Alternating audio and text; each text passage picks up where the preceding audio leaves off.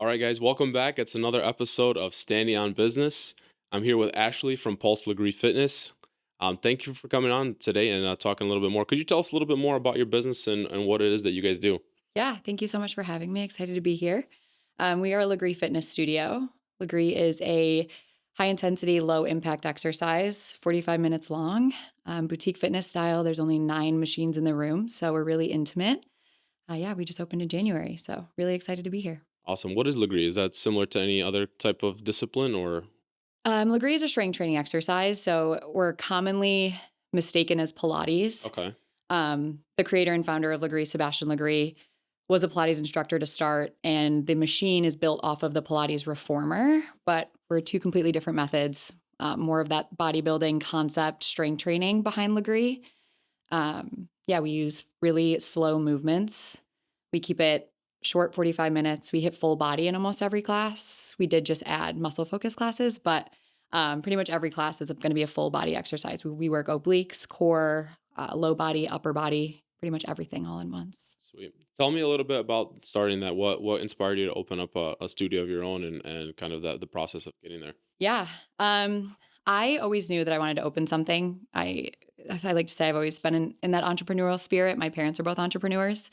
Um, my background, I went to school for health science and nutrition, got my master's in holistic nutrition.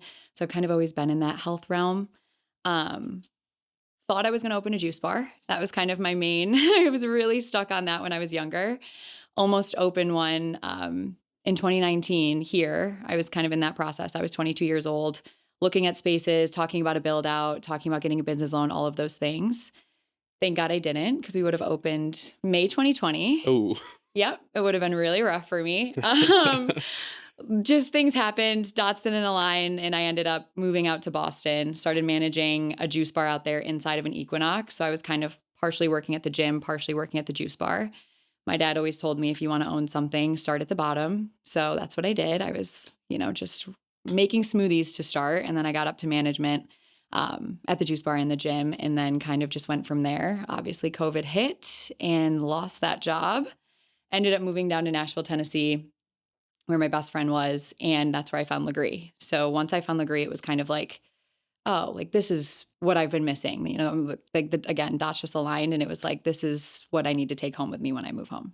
Sweet. What kind of inspired you to that? Like, that's the like, what's the kind of that light bulb moment for you that was like, this is what, and this is the next business idea. This is really what it is. Yeah. Honestly, I just fell in love with it. I've always been a strength training girly. I was big into weightlifting. That was really the only form of fitness that I felt was beneficial for me and that I enjoyed doing.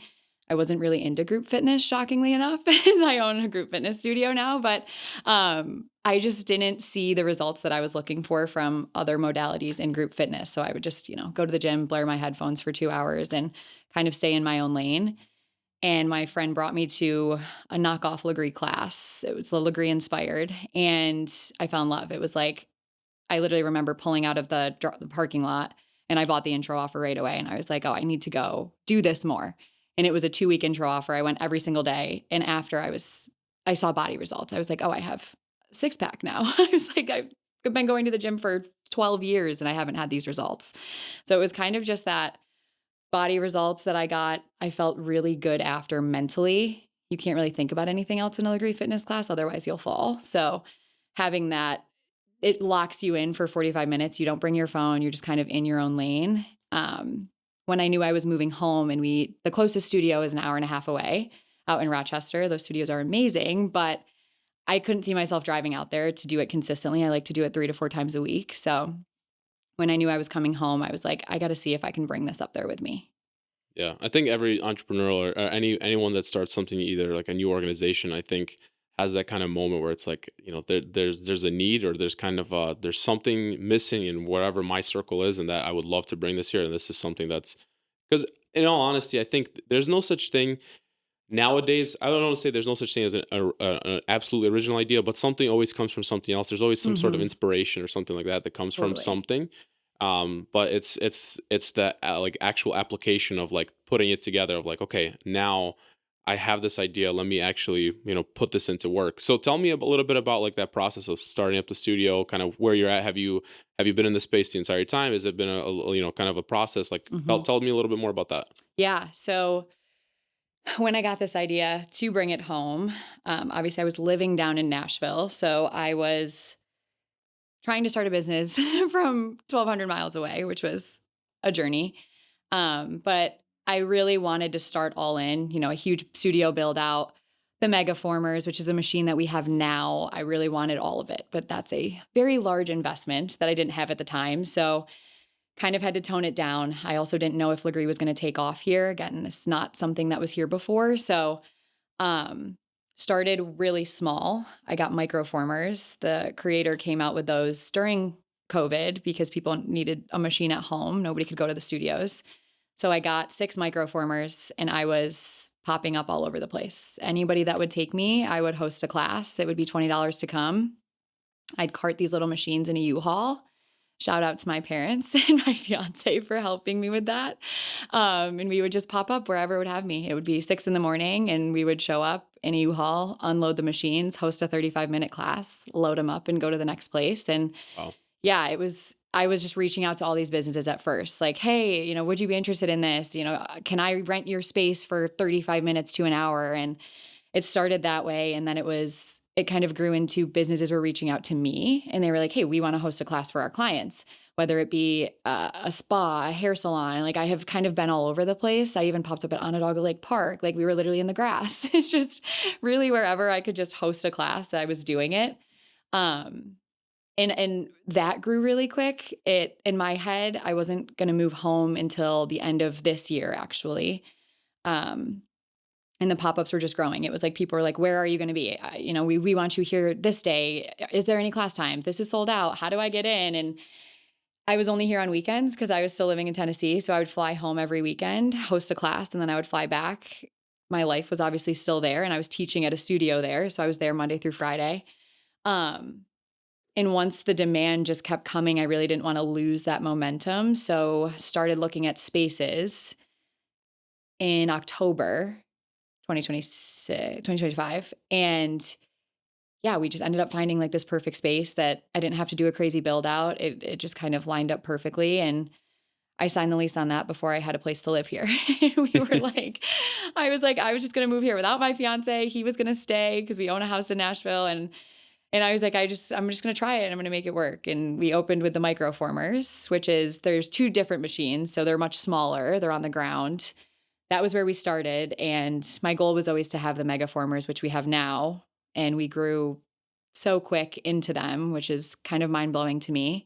I didn't even think I was gonna have a studio until end of this year, and now I have one with mega formers, so Awesome. everything kinda just snowballed into it, and I just was along for the ride.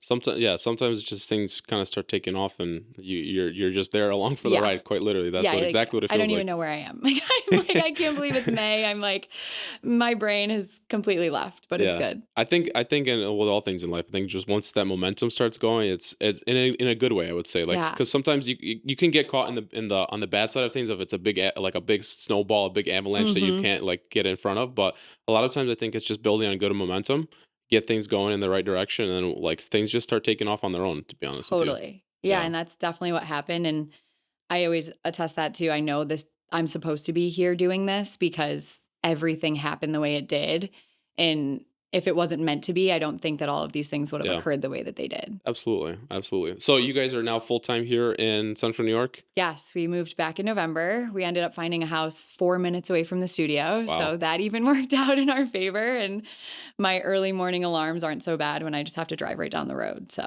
Sweet. yeah. Tell me about owning a business in Central New York. What's the awesome, the green flags and the red flags of having a business here? Yeah, honestly, the community has been amazing. From day one, that's where I started is just community outreach and connecting with other business owners and being brand new to business ownership. It was like, I want to learn from people. I think that this isn't something that you can do alone. And everyone was so welcoming. Like, I have made such great friends that I probably never would have connected with outside of the business space. And, like we're going to get coffee, we're going on walks, we're, talking about things that we're both going through, even if we're in different industries. So definitely green flag is the community. People here are amazing, and I honestly what I don't not that I wasn't expecting that, but it just like I don't know, you always hear like New Yorkers and Yeah, it's yep, like I just haven't really experienced much of that. yep. Um, but yeah, I mean, all really good things. Yeah, I think Central New York has a certain different it's got a different characteristic than dealing with people that are in the city in Long Island, and Mhm. not to say anything bad about Yes. that, but it's definitely I feel like we have more of like a country Midwest vibe up here. I think Yeah. as like it's more similar to something that you would see maybe in Michigan or Mhm. something more or less like very city focused. And I think it's really nice to be able to have that kind of more community as opposed to that kind of cutthroat business nature of other cities. Yeah, So it's really nice starting something out here because I think realistically, if you just get on that kind of one-on-one connection with people, totally. people will just follow. Honestly, Right, and it's kind of that small town feel. In Nashville, it was you don't really have that, like, there's so many tourists coming in, yeah, and I had, like, my regulars at the studio I taught at, but it was a lot of new people nonstop, whereas you're coming to my studio at 6 a.m., it's gonna be the same group of girls that are there every Monday at 6 a.m., and it's really cool because now they're becoming friends yep. and following each other on Instagram and going to get coffee after class, and it's, like, curating that even within the space that I'm opening is really cool. Yeah, I think that's the one really nice part about Syracuse is you exactly like you said that small town, but still have a city type of feel where it's Yeah, not just somewhere in the middle of the sticks, but at the same time, right. if you really want to get that, we were just walking through downtown yesterday, and just like if you really wanted to, you could get that kind of city atmosphere if you Mhm. want in downtown, and but at the same time, you're still well with the construction that we're having now. I I don't know know. about 15 minutes from anywhere, but Yeah. it's been Don't drive towards Fayetteville anytime soon. yeah. So tell me about maybe some of the less appealing aspects, the red flags, if you will, of starting up a business. Yeah, I mean, I don't sleep. Yeah. That's definitely, a big thing is just the amount of time and energy. I love it, and it's so fulfilling, but it is really my whole life. Like, I don't shut it off. It's like I'm answering text messages and DMs at 10:30 when I'm laying in bed, and I said to my fiancé the other night, "I just wanna sit on the couch one night and not have my laptop in front of me." But if I didn't have my laptop in front of me, like, my brain would be Yeah. running crazy. So, I mean, there's hiccups and everything. I think it's just kind of navigating them, like, I'm taking it day by day. I always lead with kindness, so I feel like anytime I run into any situation like that, it's just I try and hold true to myself, and if I'm wrong or I made a mistake, like, owning up to that, being like, "Oh my gosh, that was on me. We're good. We're gonna figure it out, and everyone's gonna be okay." But just, I'm dealing with the public, so there's people that aren't gonna be happy, and I'm not for everyone, and everyone isn't for me, and Absolutely. Yeah. just kind of knowing that, I think it's really hard because it's like, I wanna be for everyone. I'm Hmm. like I'm like, I want everyone to like me, and, like, that's I'm putting myself out there to come in contact with people that might not like me. So, I think that's definitely been really the only red flag. Yeah. What's kind of I guess the learning lesson that you've kind of gained from dealing with people and because at the end of the day, any business is a people business. Mhm. You have to either if you're selling a product or a service, you're having to deal with people because it's Yeah. you have to satisfy either the need or the desire that they have. So tell me maybe something that you've kind of learned through that process in the last couple of years of having something that's more I guess niche or more specific Yeah. and kind of navigating that. Do people come in with like different expectations and how do you Yeah. navigate that? Um, being open to anybody and anything is really, like, our motto. There's gonna be people that come in who maybe have been on a fitness journey and, are really body aware and know what they're doing when they get on a machine. They've taken other group fitness classes, those type things. Or there's people who are, "Hey, this is the first time I've ever worked out." And I'm like, "Hell yeah, come on in. Like, we want you here." Everybody and anybody is welcome. And I think just making sure that I lead that way and then my staff leads that way. And we need to be really prepared for anything that might come up. We need to be able to guide people through exercise even if they've never exercised before. Like, if they don't know the difference between their toe and their elbow, like, we need to be able to guide them through a group class and get them to where we want them to be. So just being really aware of that and training myself and my staff to be able to handle those things because, like I said, we're dealing with all walks of life. Somebody just had an injury, maybe they're coming to rehab through Lagree, or maybe someone just had a baby and now this is their first time in 8 months that they're getting back on the machine, and their body just went through all of that traumatic stress, and we just have to know how to handle all different types of people, whether that be through exercise and through communication. always leading with kindness and making sure that I have the answers. Even if I don't, I'll figure it out. And I tell people that, I lead with who I am and I show up as myself every day. If I'm having a bad day, it's like, I don't try to hide that from my members. And I think that that is what has made us a really close-knit community Yeah. is they know me and I'm starting to learn more about their lives and know things that's going on with them too. Yeah, I think in business transparency is huge. Oh my I gosh, yeah. think I think a lot of times people get caught up in the process, especially business owners of you try to please everybody, you try to Mhm. make everybody happy, but a lot of times people don't realize what's going into the process. They don't know like how the sauce is cooked, if you will. Yeah. And in that process, they kind of feel lost in it, or just feel like they're not understanding. But when you're straight up with people and just hey, this is what the reality of the situation is, whatever Yep. that might be, this is our suggestion, this is our recommendation, etc., or this is how we messed up, this is how Yeah. this is the mistake we made, or this is how can we fix it, how can we make it better, as opposed to trying to kick the can down the road. I think a lot of times business owners get caught up in that. Not only just business, I think just in people in general. we want Oh we my want god, to yeah. yeah, we want to be people pleasers and Yeah. make sure everyone's happy, but a lot of times just having those kind of upfront but necessary conversations is important for business. Oh How do yeah. you kind of, you said you have a staff, Mhm. large staff, or a few people. How do you navigate, being a leader in that space and making sure that they have the same values and the ethics that you want to instill into your community? Yeah. Still learning. I mean, this is a whole new role for me. I had been in management obviously in the past and managed staffs, but there's 5 girls now and I'm hiring 2 front desk staff, so there's actually gonna be 7. It happened really quick that I grew from just myself to 1 trainer for a little while, and then everyone else just came on board this month. So we grew very quickly in that instance. But like you said, it's just having those conversations early on, making sure that not only they respect what I'm trying to do and what I'm trying to build, they respect me. We have the same values as far as, what I want the customer experience to be when they walk in. How they're leading their classes, the things that they're saying, those type things were really important to me early on and making sure that their values align with that.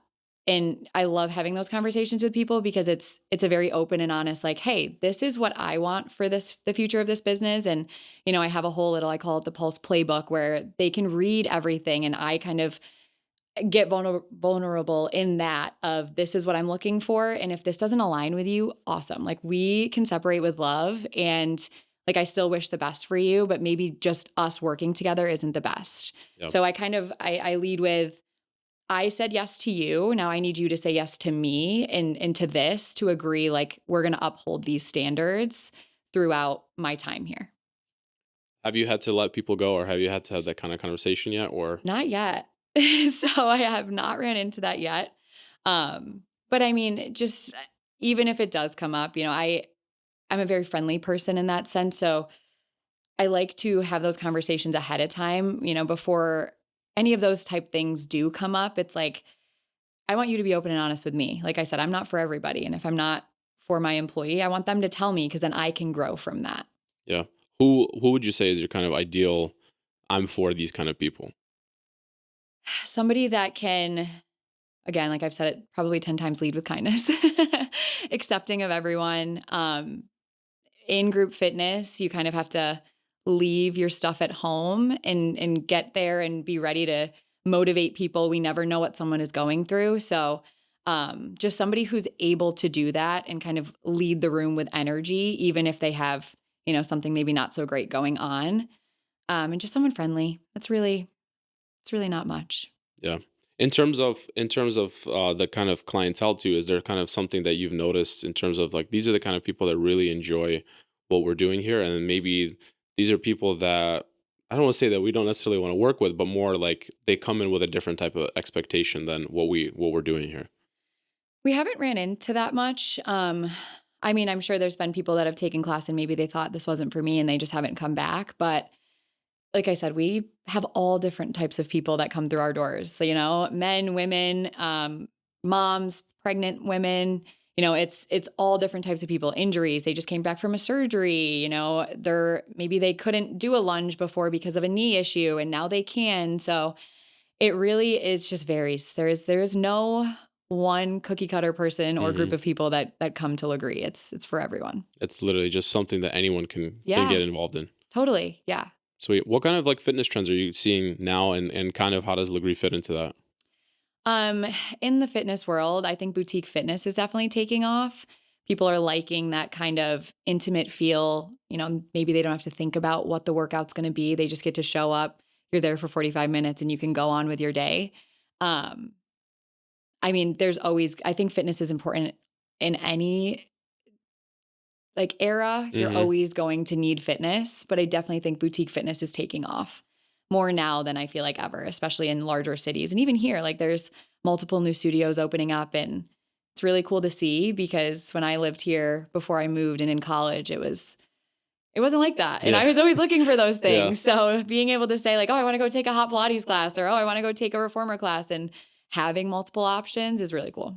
Do you think it's kind of a commentary of us, after COVID, people wanting that kind of connection more now as opposed to that separation, social distancing, all of that kind of era, that we were going through? And it's crazy to say 5, 6 years ago now at this I point. know. Yes, I 100%. I think that we were stuck at home and it was like you kind of had to isolate yourself, whereas maybe you were doing that before because you wanted to, you didn't have the choice, and people want to connect. It's like we talk about it a lot with my business consultant, like our third place. It's especially Mhm. now with people working remote a lot, they don't ever leave the house. So it's your office is right next to your Yeah. bedroom and you maybe go to Wegmans and Yep. then, you're back home. So having a place where you can go and it feels welcoming, and maybe you see somebody that you have taken class with before and you're chit-chatting with that person and oh, like they know this person. Like it's such a small community here, like I was saying, that people start to know each other and they make those connections, and then it's like now they're coming to class together and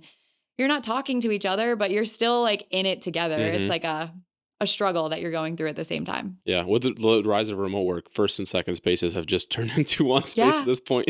it's crazy. I hated it. When I was in Nashville, it was like that. I was working remote in sales, and I just would move from my bed to my office. Then I would end up on the couch and, Yeah. half work, and I never left. That was actually funny enough. So that was one of the biggest inspirations of us actually opening the original office that we had a few years back. Was just I was doing everything out of my house, and it just Hmm. felt like my morning commute was from my bedroom to my desk, which was in my bedroom. Right. So it was a 5 step commute, and yeah, just some sort of element about that. Just exactly, it's still there. There's that like isolation. Even though Totally. even though you're not under house arrest, feel Yeah. free to leave at any time. But there's that feeling too, almost in a sense that kind of locked down and locked in. And after COVID, especially, I'm like, okay, we need to have a little more socialization happening here a little bit. And it's awesome for business. I think in general, Yeah. people want to talk, people want to share their story. Everyone's got a story to tell. Hmm. And I think that that's a key part of business. I think is sharing stories. Totally. What's the story that you guys tell at Pulse Fitness? Kind of my story, really. Legree in general changed my life. So I think that my why behind opening the studio, it was just, again, like after COVID, it was you were locked in your house. I was living in Nashville at the time. I was going out more than I probably should have, especially after COVID and after all those restrictions. Yep. I was younger, so my life was just surrounded by that. Like I was partying all the time, and that was my main focus. And I had always been really into health and fitness, but I kind of lost that side of me there. Um, and once I found Legree, it almost felt like that reignited that passion for health and wellness and fitness again in me. So it kind of led me back to where I had always known that I was, and I just kind of lost it for a little bit. Um, but yeah, just taking people away from whatever's going on in their day. For me, it was alcohol was really my main focus of life at that time. And once I started getting into Legree, it was like, oh, I actually don't want to drink because I have a 7:30 class in the morning and I know I'm not going to be able to do this hungover. So it just kind of like was a natural progression of, Hmm.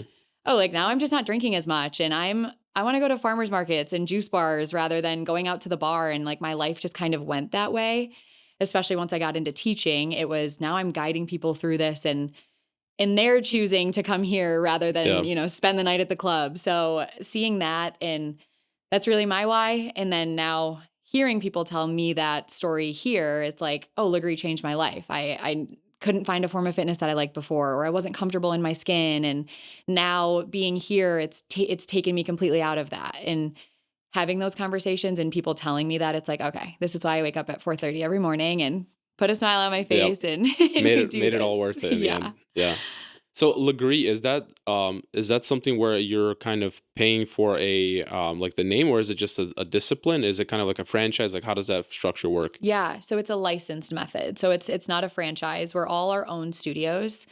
But you pay Lagree Fitness to use the name, to get the machines. They're really like that machine manufacturer. You have to buy everything through Lagree. Gotcha. And I have to pay like licensing fees, machine fees, all of those fun things in order to use the machines. And we also have access to an academy where all of the Lagree approved exercises are held. So after training, all of my trainers get access to this so that they can go in, make routines, utilize all of those things.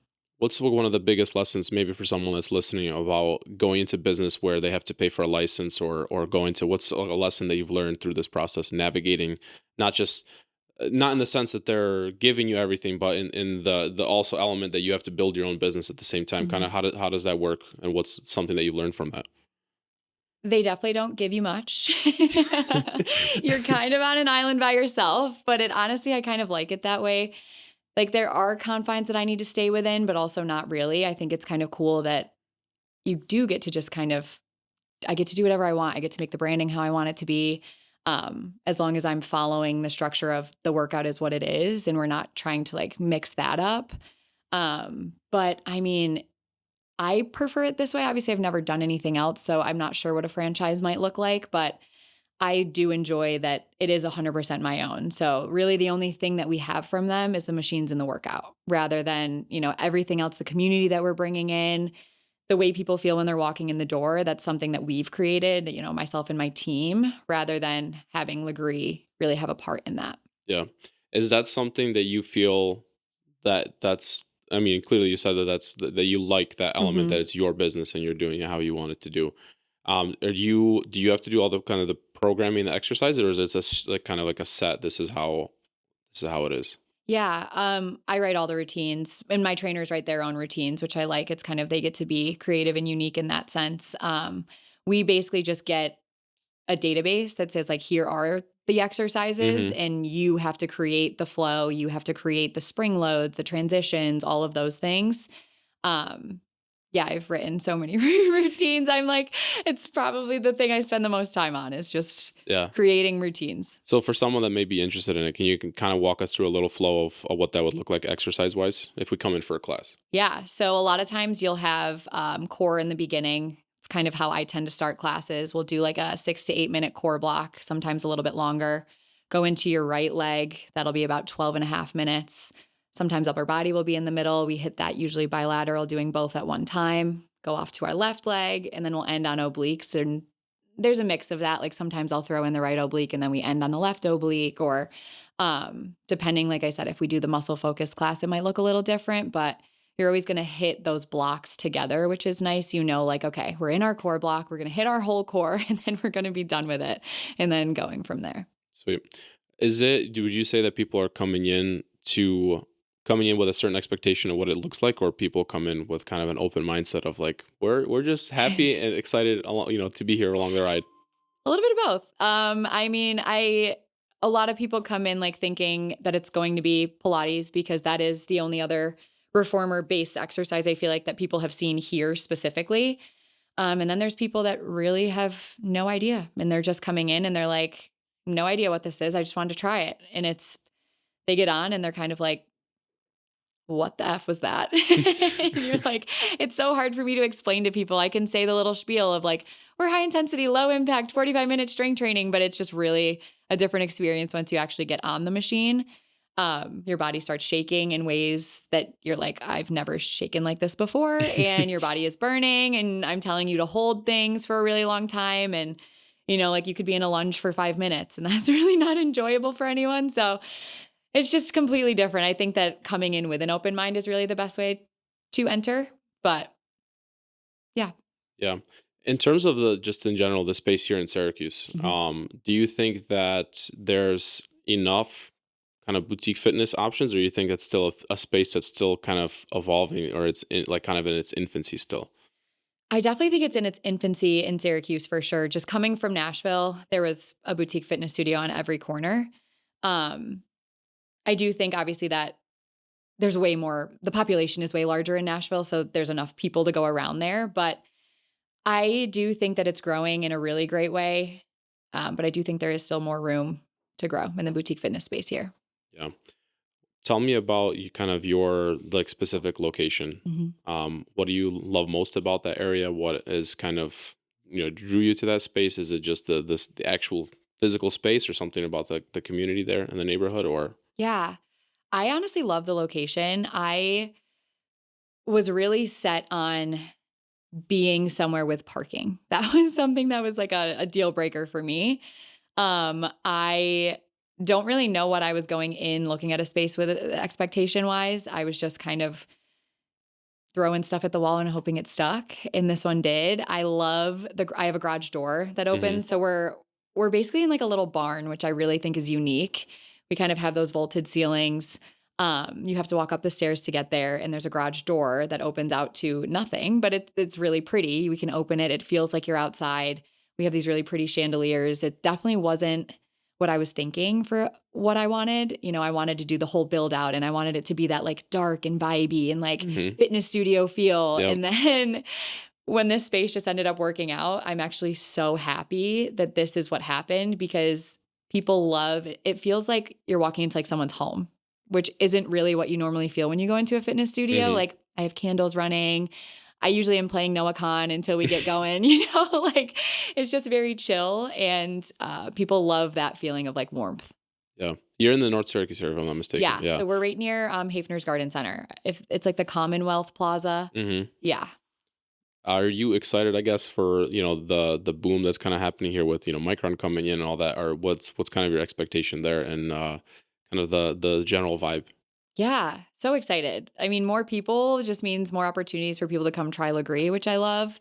Not really sure what to expect. I'm hoping that it is what everyone says it's gonna be, and there's all these people that are gonna move here, and it's gonna Yep. be really cool, and new businesses are gonna open. And I mean, coming from Nashville, I miss all the different coffee shop options. I miss all the really good restaurants. So I want Syracuse to flourish in that way, and I want more people to open businesses because I think more small businesses in the area is just gonna make other small businesses boom. Yeah, I So, think there's a general just sense of optimism that everyone has right yeah. now. I think it's nice. I think it's tied with like all the construction that's happening. Like, yes, Mhm. it sucks that you have to. Yeah, the It takes, traffic. yeah, the traffic and everything, but just the general, like, things are getting better, things are becoming new, if you will. Yep. Old things are getting torn down in a way, and like we have this kind of just general optimism. Like something's on, like we're on the precipice of something coming. And I Yes. think it just in overall sense, and just everyone that we talk to on the podcast here, it's that same kind of energy of like just excited, Mhm. continuing on, and again, it makes it almost sense in a word, not just the money of having a business, but the kind of general optimism of,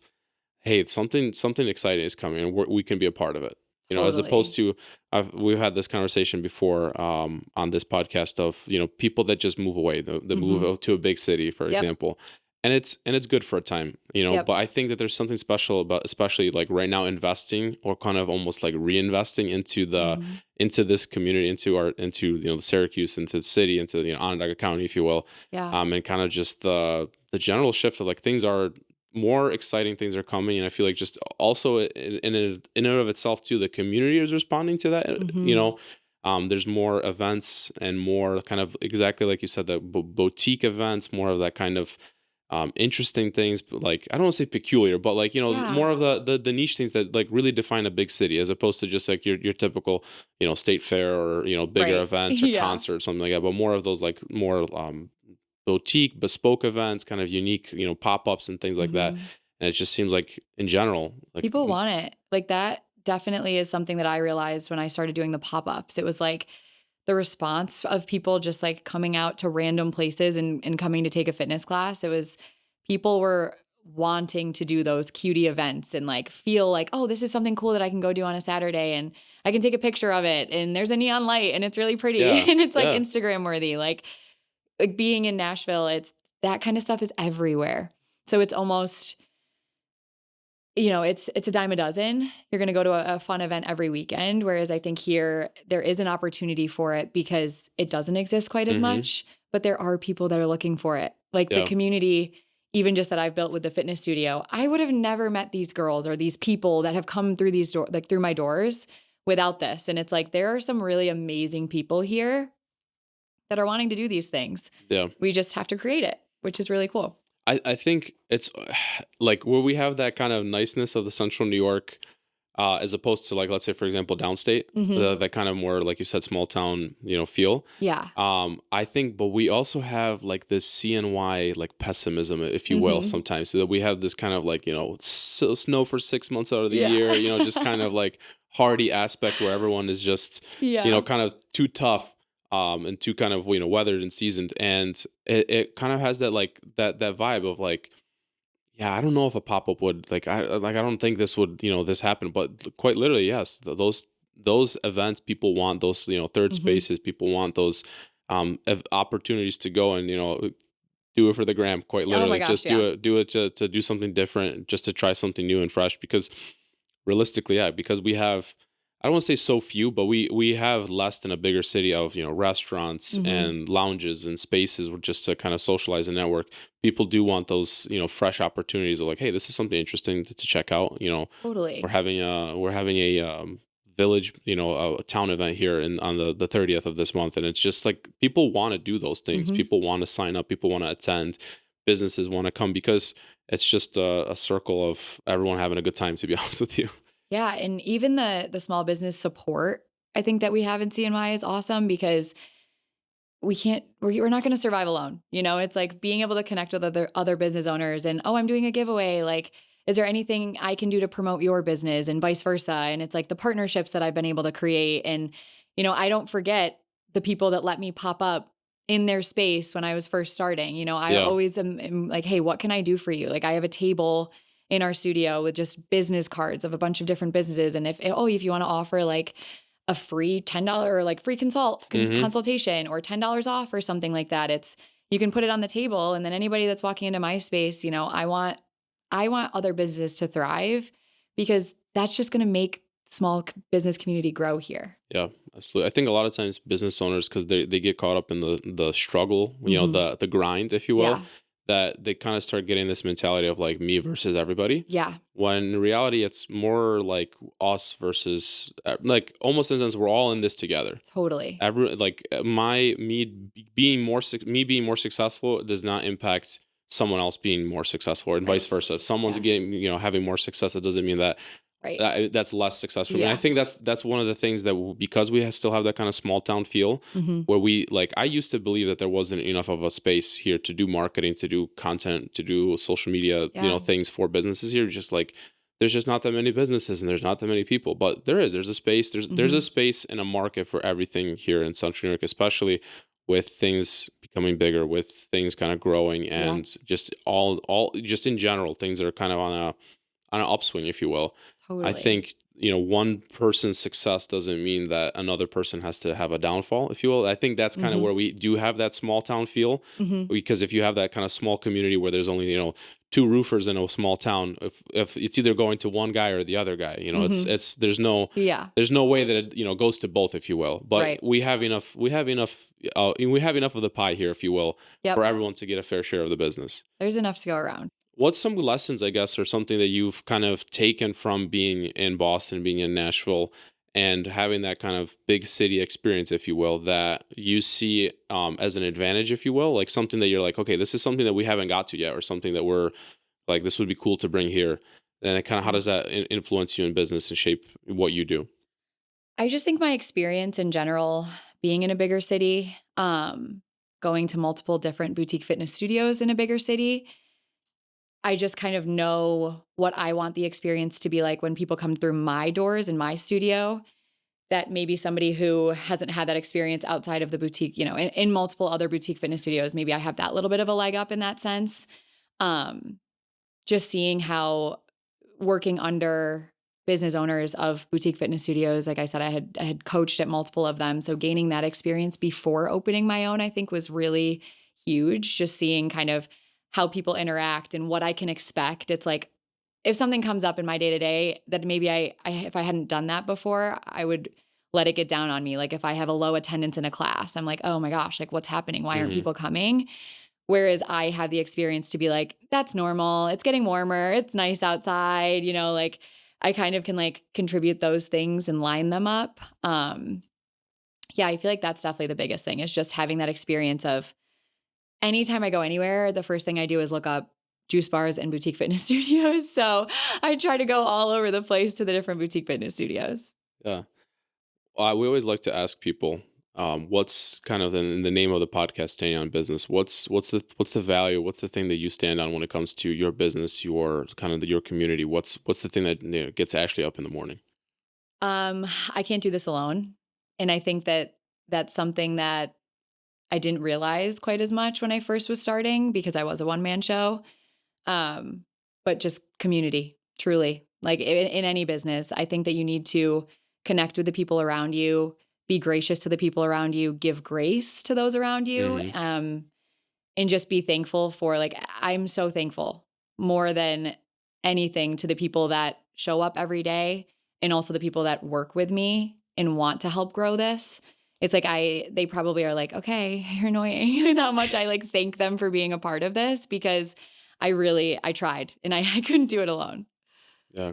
I think a lot of times if you get caught up in that process, it's kind of similar, exactly the same thing where you think it's like, okay, they don't understand what I'm going through. They don't Hmm. understand. And we just had Jeff, the owner of Touche, and he's like, you have to Yeah. understand what your employees, what the people, your community, what they're looking to get out of this as well. Right. And when you understand what they're coming from and what their goals and their expectations are, and you can help align yourself with them Hmm. and understand that they're putting in their time and their efforts just the same way that you are as well. Yeah. That's when that kind of that beauty of collaboration and things, growing happen.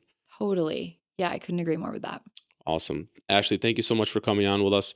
If you'd like to kind of give us a little more information about where we can check out Pulse Lagree Fitness and give us a little more info on that. Yeah, pulselagree.syr on Instagram and also pulselagree.fitness.com is my website. We have an app. You could check out our schedule there. Yeah, that's how you can reach us. Thank you so much for having me. Sweet. Thank you so much for coming on, guys. This has been another episode of Standing on Business. If you have anybody that you know is a business owner, an organization leader here in the Central New York area, and we'd love to hear their story. Everyone's got a story to share. Everyone's got a story to tell. So we want to hear yours.